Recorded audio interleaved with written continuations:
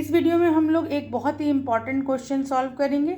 देखिए, a solution of urea in water is 6% by weight, calculate the mole fraction of urea in water. Urea के 1 विलियन में 6% urea है। Urea और जल के मोल प्रभाज्य की हमको गणना करनी है।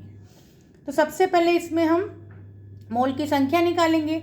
तो मोल की संख्या निकालने के लिए पहले हमको अणुभार चाहिए, तो यूरिया का अणुभार निकालेंगे। यूरिया का सूत्र होता है NH2CO NH2। N का परमाणु भार 14, हाइड्रोजन का 1, 2 परमाणु है इसलिए 2 से गुणा करेंगे। कार्बन 12, ऑक्सीजन 16, नाइट्रोजन 14, हाइड्रोजन 1 गुणे 2। इसको सॉल्व करेंगे तो अणुभार कितना आ जाएगा, 60 आ जाएगा। ऐसे ही जल का अणुभार 1 गुणे 2 प्लस 16, 2 प्लस 16 ये 18 हो जाएगा। तो ये यूरिया और जल का अणुभार निकल आया। अब हमको क्या दिया हुआ है, 6% दिया हुआ है भारानुसार। तो विलियन में यूरिया 6% है, भारानुसार है। यानी यूरिया कितनी दी हुई है हमको, यूरिया की मात्रा 6 ग्राम दी हुई है।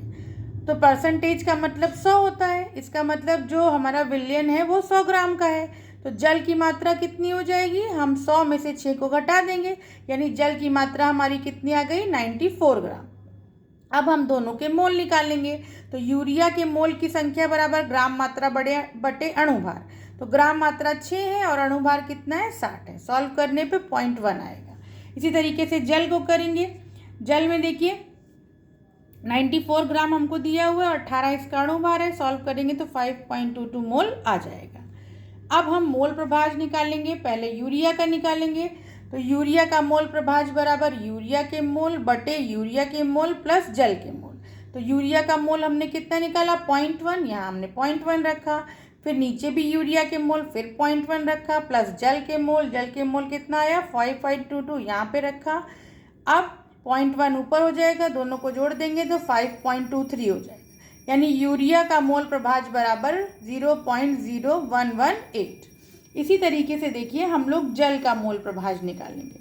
तो जल का मोल प्रभाज्य बराबर जल के मोल बटे जल प्लस यूरिया के मोल। तो जल के मोल कितना आया, 5.22 आया है। फिर नीचे जल का मोल रखेंगे 5.22, यूरिया का मोल कितना है, 0.1 दिया हुआ है।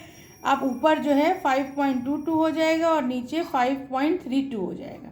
इसको आप सॉल्व करेंगे तो इसका आंसर 0.9812 हो जाएगा।